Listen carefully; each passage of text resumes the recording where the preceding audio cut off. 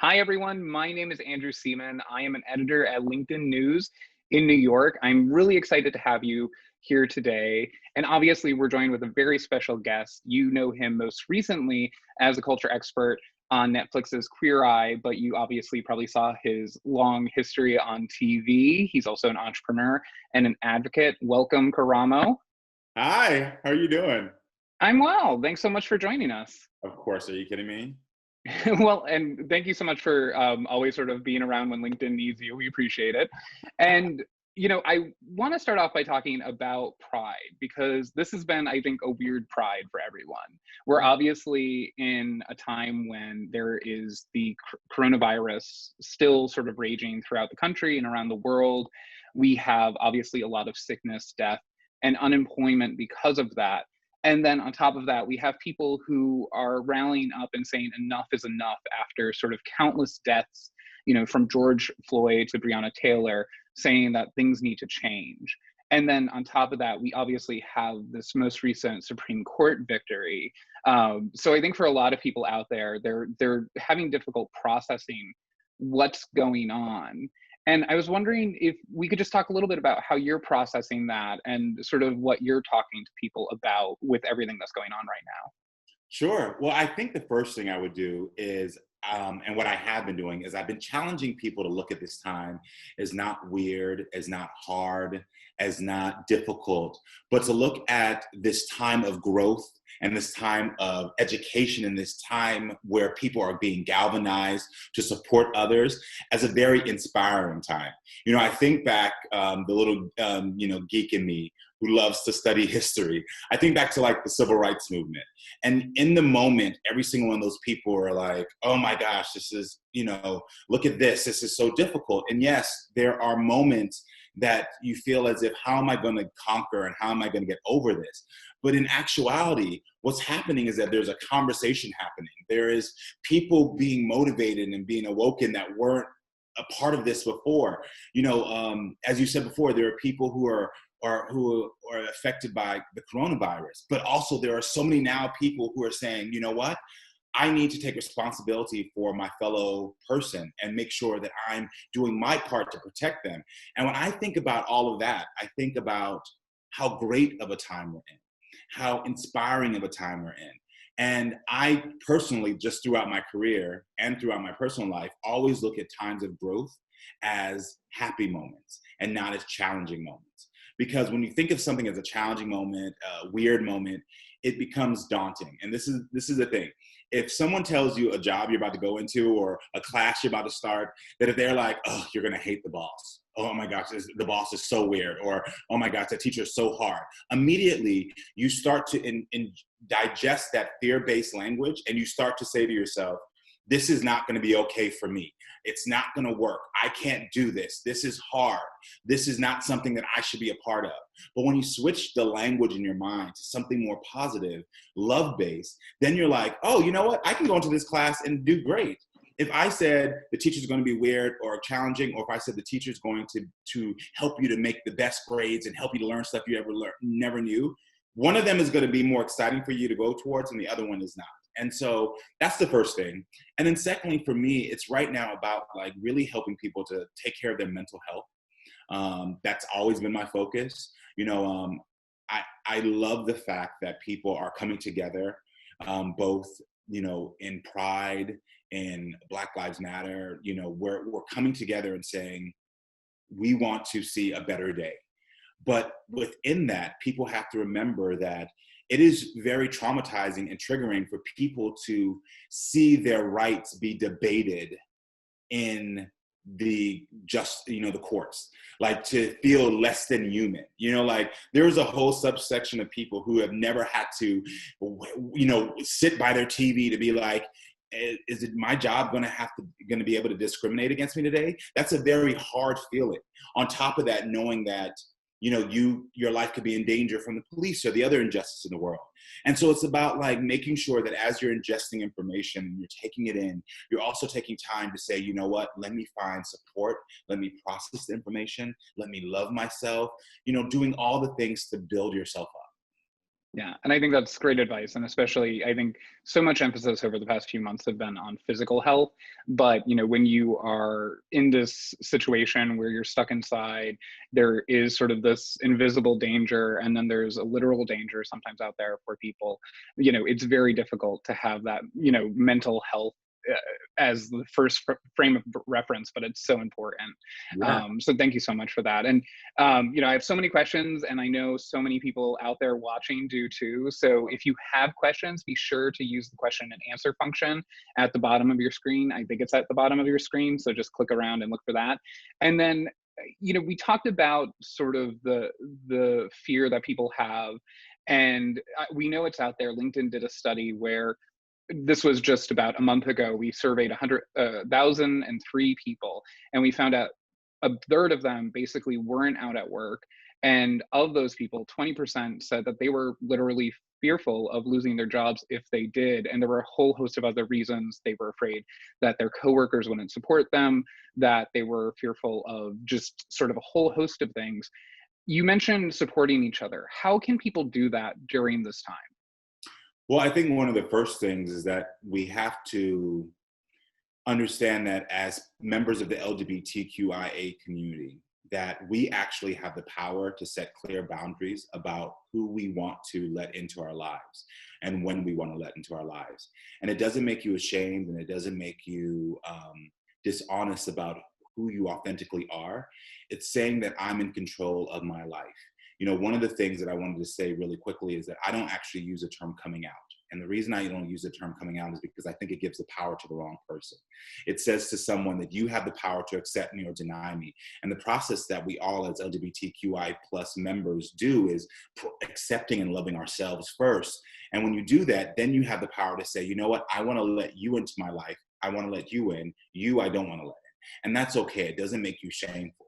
And it doesn't mean that you don't want to be visible to support someone else. It means that you are in a space where you know that it's okay for me to make boundaries around my own personal life. I always think about this thing about none of my straight friends have to make grand announcements at Thanksgiving to cousins that they've never met about who they're sleeping with. And I think it's so unfair that LGBTQ people have to make these grand announcements.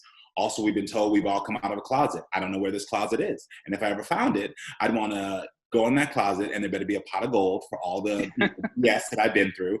And then I would like to burn that closet down because I don't want anybody else to have to feel. And that's part of this empowering thing of knowing, first of all, before you can support someone else, you got to support yourself and get your mindset right. And so I think it's about refocusing about in these spaces, understanding that you have the power to know that it's okay to let certain people in and not let certain people in. Secondly, and this is a radical theory, so some people might be like, no, I don't believe in this. It's just my point of view. Secondly, I think it's about talking to people in charge about creating safe spaces for LGBTQ people.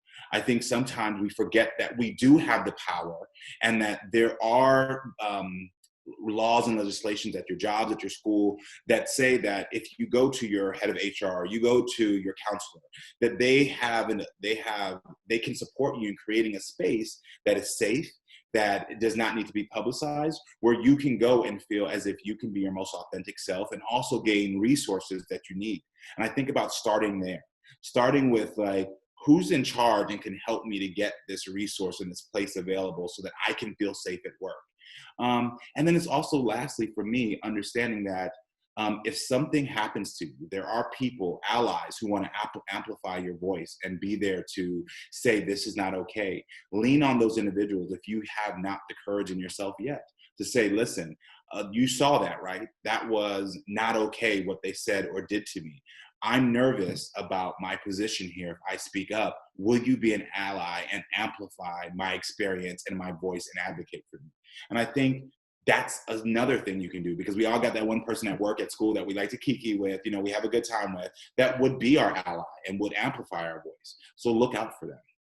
Yeah, and I'm completely on board, and sort of the idea of bringing in a supportive environment and friends, I think that's really important. And, as an adult, I think it's important to remember you are an adult and you do get to pick and choose those things. So that's a Amen. great thing to have a mindset about.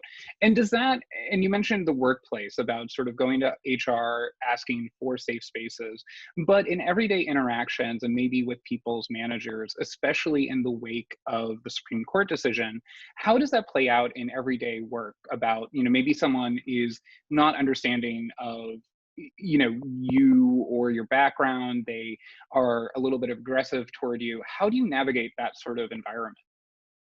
It's a very tricky thing, and it's different for every single person. And so, one of the things that I want to say is, like, understand that the first thing you have to do is just make sure that you're safe. Anyone listening, and this is for members of the LGBTQI community. This is also for women. This is also members of the African American and Latino and Asian community, Native American community. You have to make sure that if you feel as if, there is someone in power that is going to harm you for being authentic about who you are or for speaking up for your rights, make sure that, again, you lean on those systems of support that actually can make sure that you're being protected. And so I think that's always the key thing. Don't run into battle if you don't feel as if you have the armor to do what you need to do and you're going to feel safe. But I think, secondly, if you're in those spaces and, you have someone who is being aggressive, I think the key thing is, if you have the capacity, try to lead with empathy and education. Try to make sure that you are teaching them, trying to allow them the space to learn and to grow. But if you don't feel that is possible, that's where you have to step in. And I think as LGBTQI plus people, we have to not be afraid to say, you know what, I am going to document what you've done and I'm going to report it, so that way I'm not trying to get you fired maybe, but what I'm trying to do is make sure that if you don't want to get the education through me, through the empathy I'm showing you, then this person who signs your paycheck, guess what? They're going to make sure you get that education. And if you then don't get that education, we have documentation that we tried and you failed, so bye-bye. And I think that's a really important step of, like, feeling empowered to know it's okay to go to that next level. That look for people around you who can support your voice and be there to support you, and then you all go together to that next level. Definitely. And I think we're seeing that play out in a lot of different companies now, is that when people aren't free to sort of speak up and bring up these issues, it sort of festers there and it really harms the entire company. So I Mm-hmm. think that's really a great thing to say, listen, you need to solve this now. And, you need to remember that your employer needs to be your advocate in this. So I think that's great. And you mentioned being your authentic self, and obviously you seem to specialize in sort of bringing people's authentic selves out of them. And, I think that takes a lot of knowing who you are. And what I love about sort of reading your background is your career, is because it seems like you've been fearless about picking what you want to do when you want to do it and going for it. So how can you tell us a little bit about your background and how you got to where you are today? I think it's great to see that you just started a business and you have this platform to do this on. So can you tell us a little bit about that? Sure. So I think two of the main things that I always have lived by is, first of all, is loving all parts of my identity. And then secondly, not being afraid of a no. And I think the first part is very key. We all have parts of our identity that, when you're in school, when you're at home with your family, they make you feel ashamed of, like you should hide. And I'm not just talking about sexual orientation or gender identity, because we do know there are spaces in people's lives where, people say don't share. But I'm talking about outside of that, like if you're from an immigrant family, if you are, and this is true for me, so I'm speaking for myself. I'm from an immigrant parent. I also, had a child at 16 years old. These are things that people would normally say, do not say, don't talk about. And what I realize is that as I've matriculated through life, that all parts of my identities are actually the keys to unlocking the doors of success that I want. Because when I walk into a room, if I can show that my identities have brought expertises and experiences that someone else who doesn't have my identities, it allows me to be the better candidate. And I think that's I mean, so important. I mean, when I tell you, when I walked into the, little side note, the Queer Eye audition, I promise you, there was guys, and I promise you, they all, in the culture category, they all looked alike, sounded like it was like they had the script. And I walked in, I was like, no one gave me the script. Like, where's the script? Because all of you are saying and doing the same things. And I went in there and I was just like, well, I'm just gonna be authentic and tell you about every single part of what my experience is and show you how that's gonna help me to relate to our heroes better and what we're gonna do. And I think a lot of times people are fearful to bring those things to your authentic self out, because they're like, if I show this part of my identity, then they're gonna think that maybe I am, you fill in the blank. And again, people have to check fear-based, conversations and narratives that they're telling themselves. When you say they're not going to like because of, that's fear-based. I gotta hide this part of my identity because fear-based. And so I say, I love all parts of my identity. And so I'm gonna show you how this part of my identity is going to make me the best at this job. And I promise you, or the best, in whatever situation. And so that's the first key, is loving all parts of my identity. And it wasn't easy. It took time and work to practice walking into spaces and not feeling ashamed of who I am or what I've been through. Because every single one of us have been through certain things, because they're supposed to help us to soar to greatness. I want you to think of your identities and the challenges that your identities have brought as a slingshot. Every time you feel like it's pulling you back, it's really a lesson teaching you why your identity is great and how you can use it. And at some point you get to this area and it feels like so much tension. And if you just let go and love your identities, that's where you just soar to the greatness. And I think that was something that I had to learn early on. And once I did, doors started opening. But then the second part is that sometimes doors don't open. And it's really easy to get hard on yourself and say, oh my gosh, I shouldn't have done this. I'm this. Again, fear-based, negative-based talk. You got to let it go. And so for me, I always say, when I get a no, the first thing I say out of my mouth is thank you. And I mean it. Because after I say that thank you, I take 5 minutes, whether it's in my car, in the restroom, I process, what can I learn from this no? What is it that I can gain from this no to help me to get the yes that I want? There's always a lesson in a no, even when the no comes from somebody who's being an a-hole, excuse my language. But there's always a lesson. It's a technical term, it's fine. Yeah. There's always a lesson in it. And so I always am thankful for my no's. I'm not afraid of it. And so by having the power to love my identities and not be afraid of no's, it just continues to allow me to not be afraid to go after what I want and to continue to push myself towards the life and career that I know I deserve. I think it was great. And I love the idea of the slingshot, because I think the people that I see go far are the people who embrace themselves and are sort of unforgiving about who they are and what they want. So I love that. And, I think part of that too is finding people to work with. And our survey found that about a quarter of LGBTQIA people are currently out of work due to the coronavirus, based on our survey. And they're obviously going to employers. And I think a lot of people who are members of the community are fearful of how accepting are these people on the other side of the table. How do you judge who you want to work for and whether they're going to let you be yourself and sort of embrace who you are? So I'm going to challenge you, because everything you just said and this, I know it's not from you, but it's all fear-based conversation. And this is something that if you go into, not to continue to beat this point, but like when you walk into spaces of like, I'm fearful that, you're just already putting yourself in a state of anxiety of that things are not going to be okay. What I would say is, why wouldn't these individuals want me as someone who's a member of the LGBT community? And if this space has individuals, which all spaces do, who are still needing education and who still need to understand how their actions are harmful to other groups of people, if there's people in that space that are like that, do I have the capacity to change this? Do I have the capacity to work in this space? And so what I've done now is I've changed it from they're not going to want me, to why wouldn't they want me? Then secondly, to oh my gosh, are they going to, hurt me because they have certain point of views, to do I have the strength to teach them and to advocate? And so what I've done now is I've empowered myself versus of pushing myself back. And it's like little switches in language that help our self-esteem and mental health. Because once you do that, you're like, oh, I can go in here, I can do this. And then lastly is, will this job actually make you happy?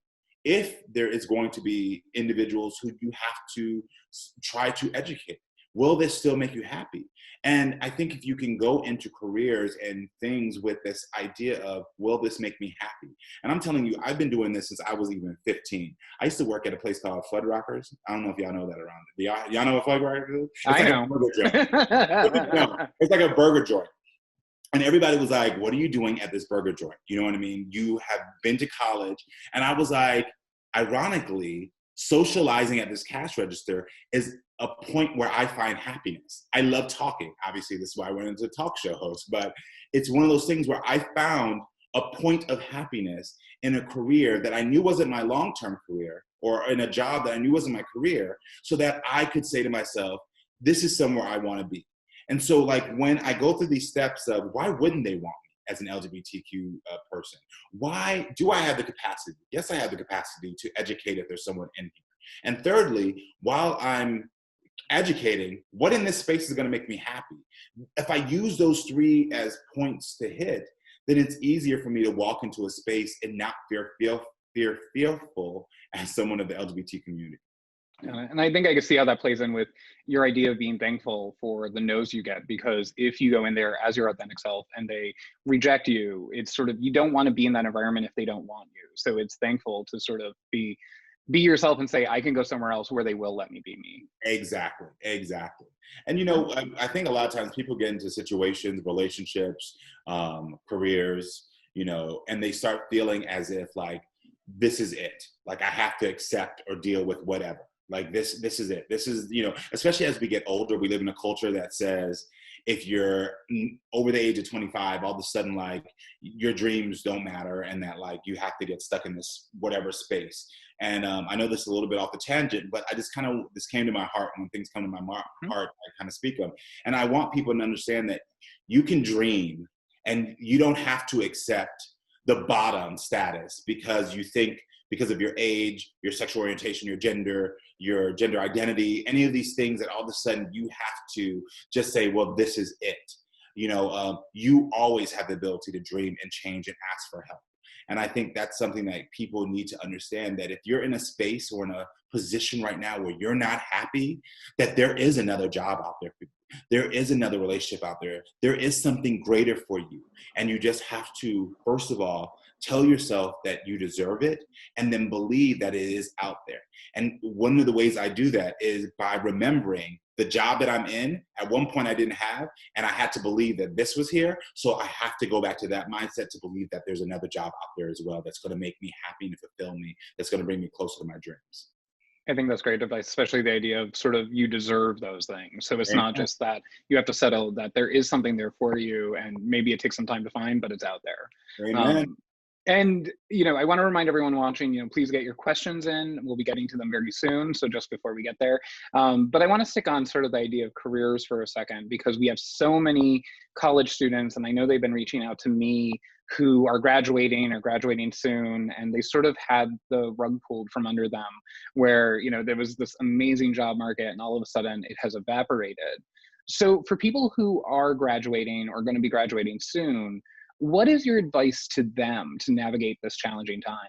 Yeah, so I would say that in a space of where you think things have evaporated, it's actually a space where you could actually start to tap into skills that you have that you might not have focused on. And again, it's shifting it from being something negative to realizing that there's something more positive within yourself. I'm telling you, this is the key to the success. I've spoken to a lot of people that I hear this consistently, and this is what I live by. So yes, this has been a challenging time this has been a new time for graduates. This is something that people have never explored. And so what I want to say to them is, there are skills within you that you didn't even realize you had, that now as you walk out into this new job market, as you walk out of this world, start to try to highlight those. That's where growth happens, when you're like, oh, I didn't realize that I could actually create this new position, or that there's something new here that I could be trying, or there's a new skill that I had that I didn't even realize that there could be a job market that I didn't even know because I was so focused on this, that now, so this is a time for like self-reflection and what skills you have. And everyone has them in you. I mean, like, there are things that I will start to learn about myself during this quarantine time that I was like, oh my gosh, I forgot that I had that skill. And that skill is really valuable to me, to be able to create something new. And so it's about reevaluating the skills you have and allowing that to sort of, lull those fears you're having that things are not going to work out. Because, at the end of the day, this is something that we're all experiencing, and people want to see you achieve. They want to see you succeed. No one wants our economy to crash. Well, I hope not. And no one wants you to be in a space where you are, feeling left behind. And so if you can believe that, it will help you to start to go to spaces that are there to support you, that are there to help you to grow. What you said is fantastic, and is something that I remind job seekers who I mainly deal with day to day, is that the wind is sort of at your back even if you don't feel it, because there's so many different interested parties who want to see you succeed. So it's not like you're out there on your own, or even if you feel like it, there's so many sort of invisible hands trying to lift you up. So Andrew, you better preach. You said the wind is at your back. Don't be surprised if that's on Queer Eye next season, okay? The wind is at your back. There are invisible hands that want to lift you up. Andrew, no worries. Take the kids to church, Andrew. I don't even charge in that room who are listening right now, they didn't know that Andrew was about to take them to church. They came and they just got a sermon right there. That was beautiful. You could have it for free too. Okay. So use it as you will. And one thing that I think too for college students is they're going out into a world that is challenging, and I think maybe some of them will not land in the dream job that they hope to get one day. And for people who maybe they have to start a position lower than where they were, or they have to start in a different position than they hoped, what is your advice once they get into that job? Yeah. Well, first of all, it's, I didn't say this in the last question, but I want to, is that it's okay to acknowledge, and it's okay to say, you know what, I'm not feeling that, I'm not happy right now, that I'm a little distraught that this is not the job. Your feelings about what you had, or what you thought you were going to have that you might not be receiving at this moment, it's okay to grieve that, because people don't realize that, like, you have to grieve the loss of what you thought was going to happen. Like, there's a lot of grieving right now that's taking place in people's mental health and affecting them, and they're not grieving properly. We all have expectations of what we thought our bank account's going to look like, what our relationships are going to look like, what the job is going to look like. And when that doesn't work out immediately as we want, you have to grieve that loss, and that's okay to acknowledge it. But then secondly, if you're in a position, I think it's about shifting your mindset to what I said earlier about, well, what can I learn here, and what in this position is going to make me happy? Because, as I shared earlier, when I was working at Floodwalkers, when I was working at hotels, I'm in school for social services. This is not, or social work, this was not something that I was like, okay, how is this going to help me? But what I then realized is that for me, it was like, okay, being able to hear people talk, being an empathetic listener. You have no idea how many people would come to my crash register and literally just start sharing what they were going through with me. You know what I mean? Or people want to communicate. And so I would be in my job and say, okay, well, look, here's an opportunity for me to practice this, ability to allow someone a space to talk if it's not going to hold up my line and my manager's not going to get upset at me. And so I know that sounds silly, but in the moment, it was me saying, there is something that I could practice here that's going to get me to my eventual goal and to what I want to be doing with my career. It was the same thing when I was working in social services. When I used to do intakes, I used to use those as opportunities to practice empathetic listening, practice good communication skills, and making sure that I was able to really hear someone and then communicate back a proper solution. It's what I'm doing on Queer Eye. And so, yes, the dream was always to be in television, but I needed the skills that I learned in social services to help me. I needed the skills that I learned at Fuddruckers and being a front desk agent to also help me. And so for any of those individuals who are not in their job right now, understand there is something that you can learn and that there is something you'll have. Secondly, is to be patient with yourself and to not compare yourself to other people or where other people are in their careers. Because let me tell you something, what I know to be true is comparison is the thief of joy. And usually when we don't get the job that we thought we were supposed to get immediately, you start to look around and say, well, they got it, and I did it.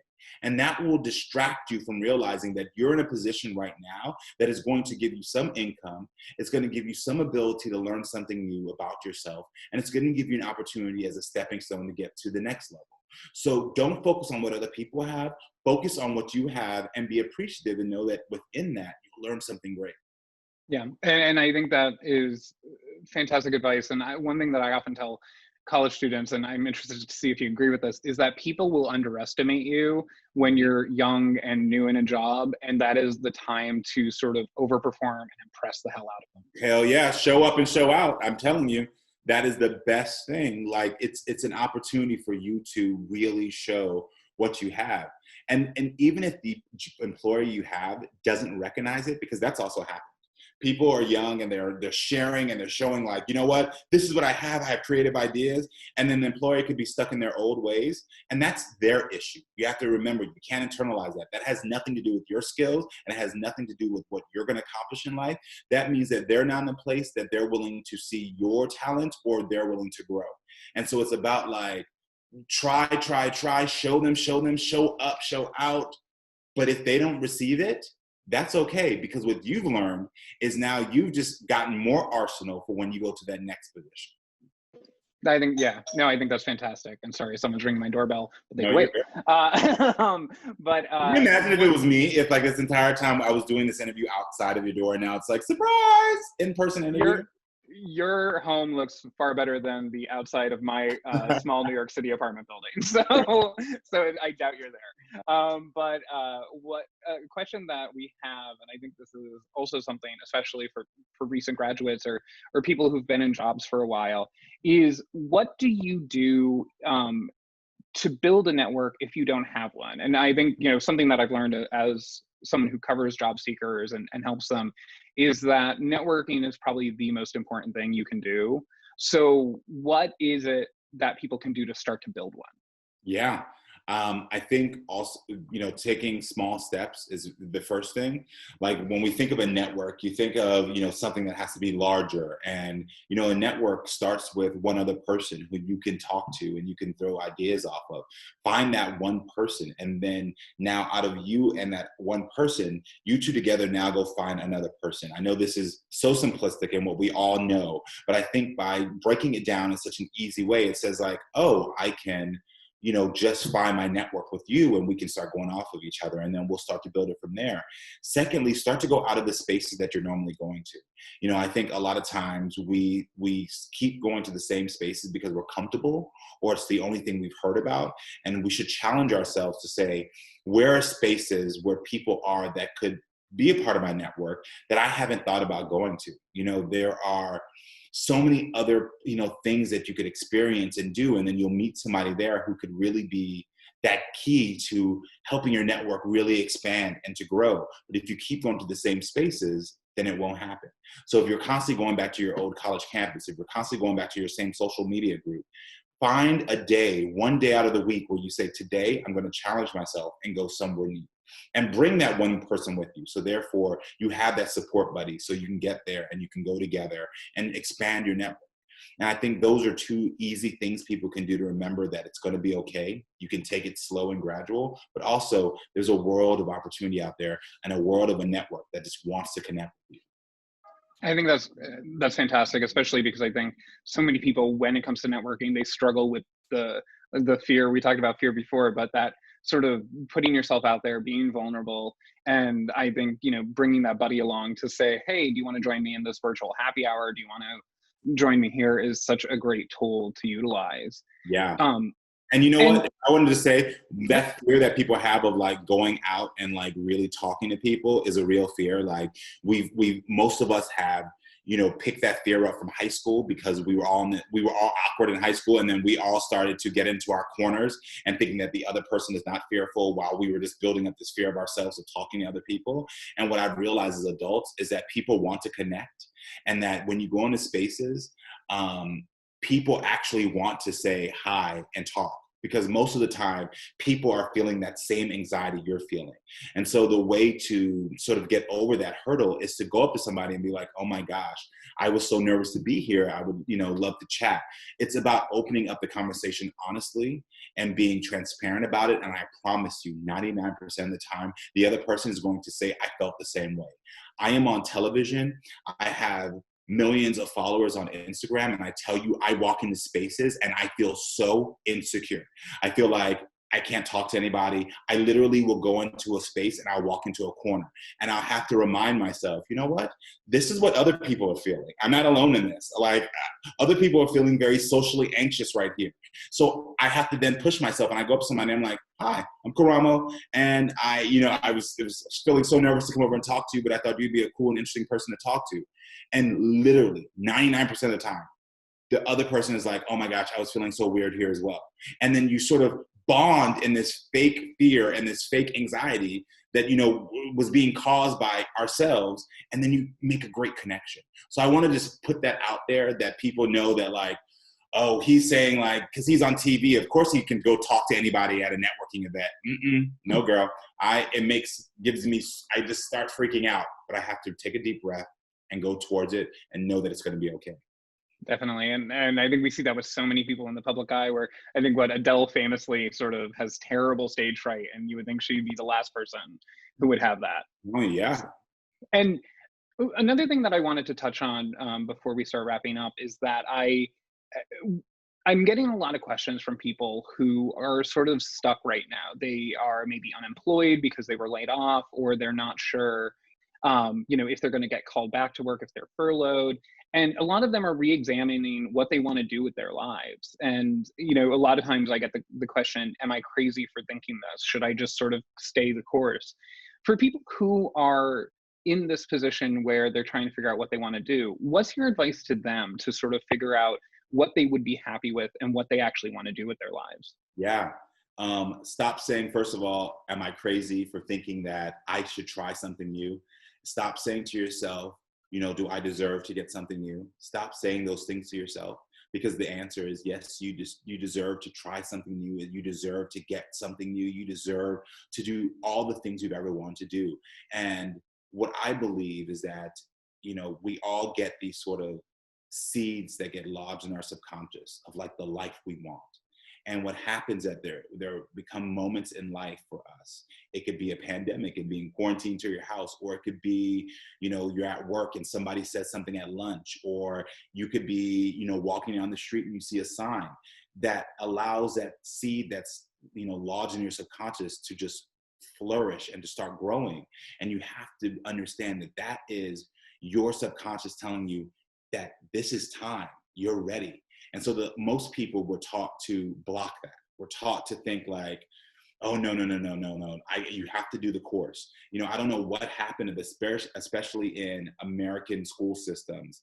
Somewhere between the ages of 1 year old and 6 years old, everyone's like, be curious, try, do new things, color outside the lines. And then all of a sudden you get to like the 7th grade and they're like, no more being curious, no more trying, pick one job, pick one career. This is the only thing you have to do.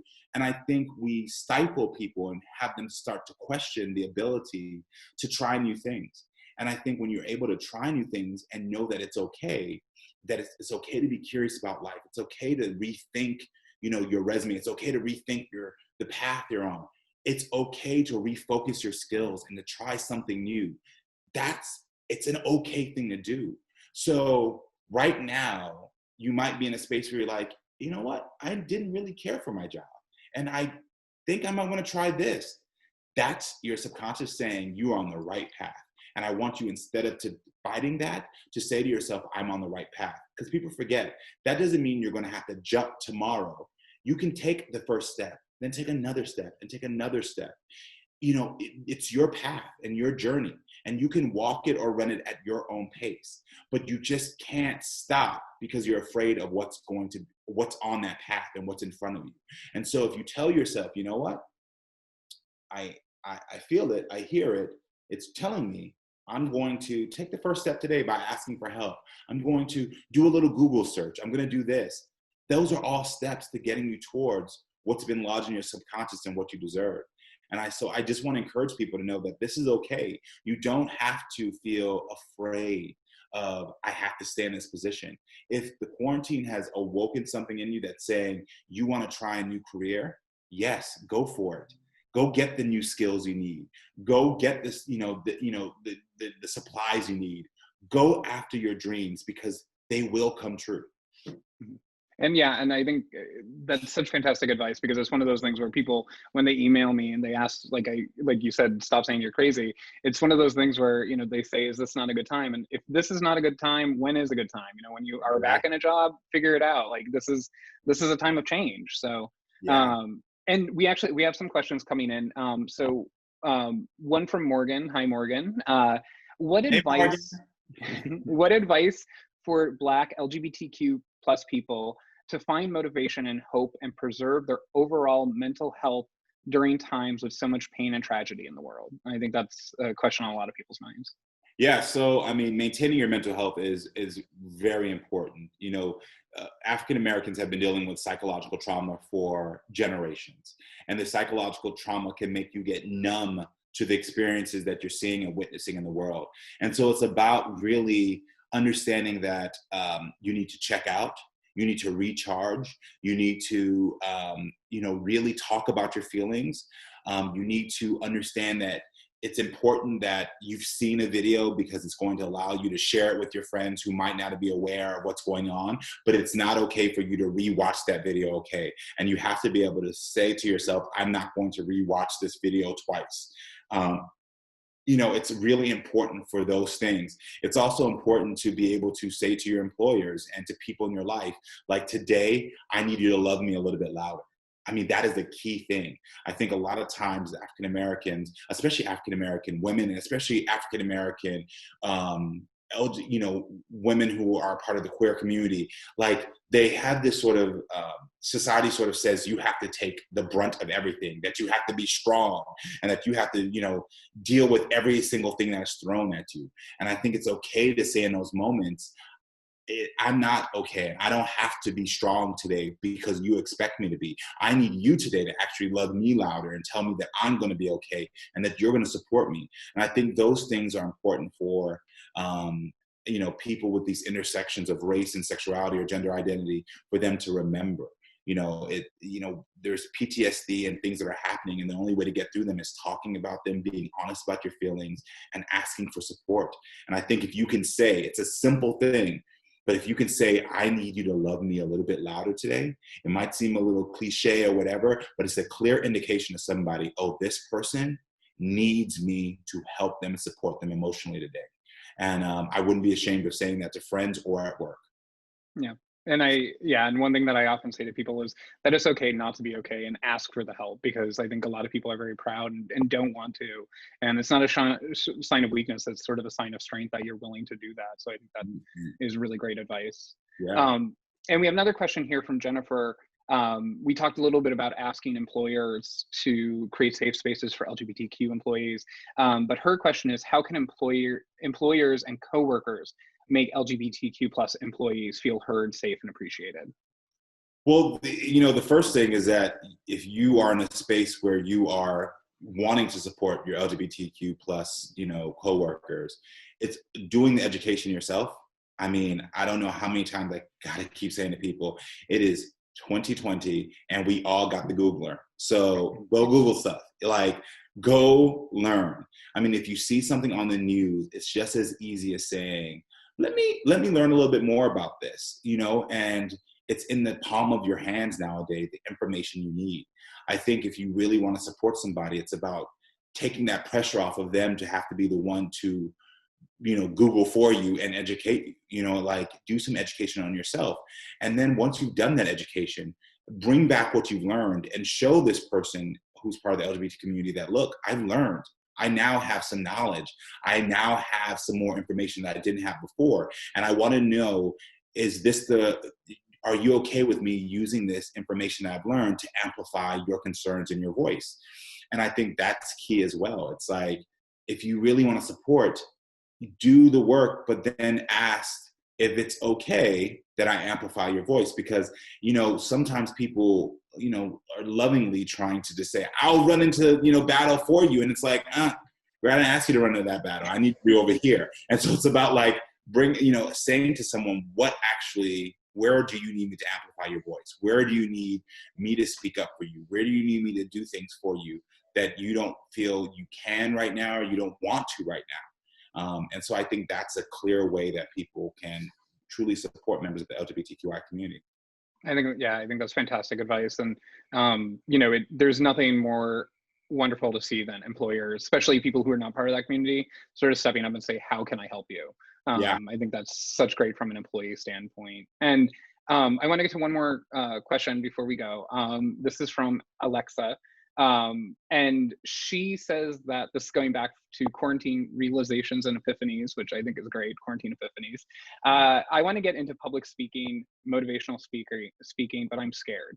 How can I command a room for 15 minutes or less and feel safe doing so? How do I overcome that fear and take the next steps? I mean, her name is Tiffany? Alexa.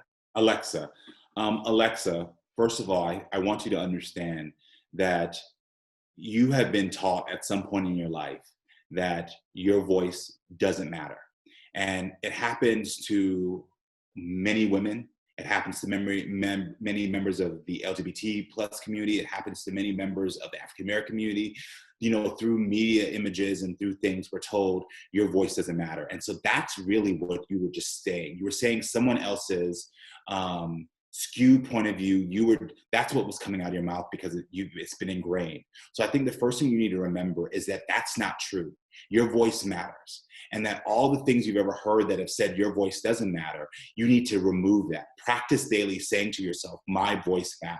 Because that's the first key step in this, is reminding yourself that, yes, people want to hear what I have to say. I have a clear point of view. I know what I'm talking about. I want to help. I'm in a capacity that I know I can give. And all of those things that you're reminding yourself daily are going to be the building blocks to build your self-esteem so you can get on that stage. Secondly, it's remembering that the same way you needed an audience who was going to say what you said, there's somebody out there who needs you. And so I think that if you can then, after removing this fear, reminding yourself that there's somebody out there. A lot of times people think an audience is, has to be 1 million people, but an audience is one other person. And what we forget as public speakers is that if you can just reach one person, that's a success. See, social media had us all screwed up. And I'm talking about, like where you think like, if I don't have, 40 million likes, then I'm not really reaching people. But the like does not equate the reach. And so as long as you're reaching one person's heart, that person is then going to be able to reach another person.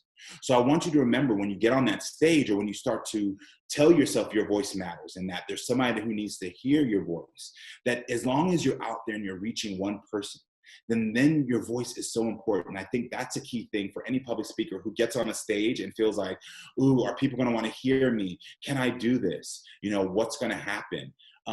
It's remembering that there's one person there who's going to take what you say and it's going to run with it. And I think the last thing for you to remember is that all of the things you've been through in life have given you the strength and the tools you need to be successful at this new endeavor you're going on. And you have it all within you. Again, we talked about this earlier. The seed has been lodged in your subconscious forever. Focus on the skills you have. Focus on the things that you've learned through your life and just be authentic about that. I had a friend who the first time they did public speaking, did their first 5 minutes of their speech with their back turned to the audience. Now you'd think that'd be crazy, but they made jokes about it the entire time. And as they heard the crowd laughing, as they heard the crowd like enjoying it, they found the courage to turn around. And so find whatever that idiosyncrasism that you need to do that where you can be like, okay, I'm going to, wear my glasses at first. I'm going to do whatever I need to do to feel comfortable so that the audience can open up. And just believe in yourself. I think just reminding yourself your voice matters, and you can reach one person is going to help you. I think that's fantastic. And I think the back turn to the audience thing is really great. It I was, would it was, try it. I actually saw it. It actually worked. That I saw the thing go from 0 to 10 because people thought it was funny. Yeah, I would try it, but I've been cutting my own hair and I'm pretty sure it's a train wreck back there. So no one sees the back of my head now. And before we go, we talked early on about sort of this pride and everything that's going on. And I hope we could talk a little bit just about, whether you're a member or ally of the LGBTQI community, how should people celebrate and keep the spirit of pride going, even if they're stuck at home, even if they're protesting? What is the spirit of pride, and how should they carry it with them? Well, the spirit of pride is empathy and education and equality. It's those E's that really is what propelled pride. It's about people saying, I want equality and I deserve equality. And so I'm going to throw this brick and I'm going to get my equality because I'm going to get the attention. It's about asking people to be empathetic to our experiences and to understand what we're going through so that you can join our fight. And it's about asking people to educate themselves so that they can get into spaces. And I think that's what people should be reminding themselves right now. I think sometimes during the normal Pride celebrations, people get caught up in the rainbows and the pageantry of it all and forget that, within the time span of me as a 39-year-old man, I've seen rights be taken away and be given to members of the LGBT community. I mean, we just saw it yesterday where the Supreme Court finally said, yeah, we can't fire you because you're gay. I want people to think about that. Yesterday, people finally said, we can't fire you because you're gay, you know what I mean? Or part of the LGBT community. I mean, that means that we should still be in a space of understanding that as we're going to Pride and we're celebrating this, where we've come from, we're also educating ourselves on where we need to go and having empathy as allies and as members of the community for ourselves, and just continue to try to stride and fight. If I can also say this, and I'm gonna get just a little real and political as well. I also want to encourage any members of the LGBT community to also self-reflect on our own community, because I think that a lot of times we think that the enemy is without or is not within our community, it's outside of our community, but there's a lot of individuals within our community who still subscribe to racist, transphobic, and sexist ways. And we can see this clearly in any club you go to where you walk in and it's all men, cisgender men, that all look the same. And you're like, hold on, where is the diversity? Where's the different races, the different cultures? Where are women? Where are the trans individuals? Where are my bi folks? Where are my pan individuals? And I think it's about realizing that the reason that these clubs are like this and these spaces are like this is because there's still within our own community this racism and this transphobia that we need to get over and we need to start addressing. Because if we don't address it, then we're just going to be perpetuating what we see outside in the world within our own community. And we already go through so much and are so strong that we're able to conquer so much out in the world. I want to come into my community and feel safe and supported here. But that can't happen if a member of my community who identifies as bi feels as if their voice and who they are doesn't matter. I can't feel safe in my community if someone who is at the intersection of being Black and also a trans doesn't feel safe. I can't be in this community if women feel as if they are being pushed out and if their voices aren't as equal and if not more powerful than men's voices. And so I want to make sure that as we're looking at Pride, we're looking at our own community and saying, how can we get better so that we can truly be proud of our community? I think that's such a powerful statement, and it's the idea that even with these victories and the victories that still are out there, what are they worth if there's still so much pain within? So I think that's such an important statement. Karamo, thank you so much for your time. This has been a wonderful conversation. I've learned so much, and I'll treasure this time. So I appreciate it. And to all of you out there, thank you so much for joining us. The conversation does not end here. In fact, on LinkedIn, you can go and post your own thoughts about Pride, about LGBTQ wins, victories, or whatever is on your mind with the hashtag out on LinkedIn. So I will see you there. Thank you again, and thank you, Karamo. Thank you, Andrew.